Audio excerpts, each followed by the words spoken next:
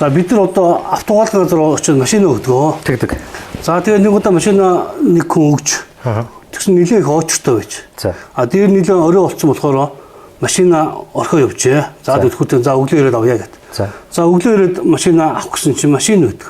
Гэхдээ юу болов яав гэд асуусан чинь тэнд ажиллаж байсан нэг машин угаадаг хүүхэд тухайн тэр үйлчлэгчийн машиныг шөнө аваад гарсан байна. За. Тэгээ найзууд нь дуудаад ахлаар нь унаад шөнөнгөө дахиад явж.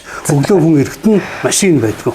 Тэгээд хоорондоо тэр чи мэдээж үл ойлголцол үүссэн шүү дээ. Тэгээд цагдаад хэлээд тэгээд тухайн машиныг бол олж авсан байна. Энэ тохиолдолд энэ үйлдэлийг одоо зөрчилд гэж үзэх үү?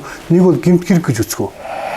Та юу нэг үү? Яг уу эргүүл дээр тээвэр хэрэгсэл авч зүхтах гэж нэг гэмт хэрэг бий. Тэрүүгээр зүйлчлэн гэх юм болов эсвэл гэмт хэргийн шинжийг хэлбэрийн төдий агуулсан гэж бас нэг гоё зүйл заалт бий. Тэрийг альгээр нь яах юм бол сайн мэдгүй л хэлж мэдгүй л байна. Тийм үү. Гэхдээ ийм хүн өөрлөсөн шинж чанартай агуулгууд гарч ирдэг.